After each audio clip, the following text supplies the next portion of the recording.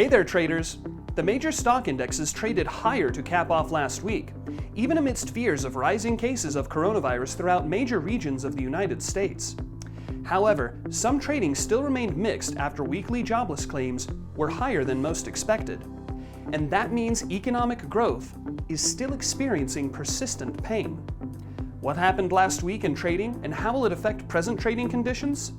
Find out right here on this week's Trade Wiki Weekly Recap.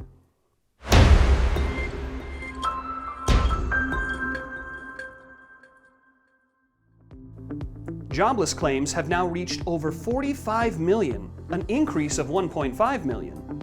Another 760,000 applied for pandemic unemployment assistance, which grants independent contractors and the like monetary support since they don't necessarily qualify for unemployment benefits. And some speculate that it will continue to rise from there, considering it has been the 13th consecutive week jobless claims have reached 1 million.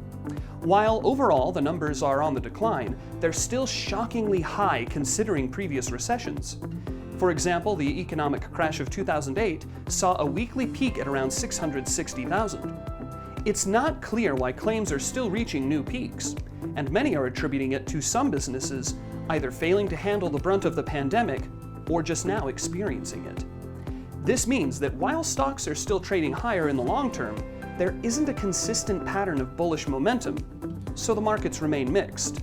That, plus rises in cases of COVID-19, are the main contributors to trader sentiment right now.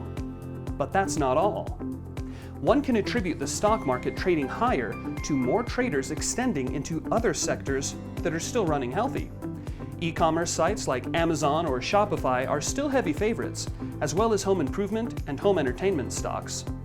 So these are some good investments to look at, as it seems like they won't experience downward pressure anytime soon. And that's all for today, traders. Stay safe out there, and we'll catch you in the next one.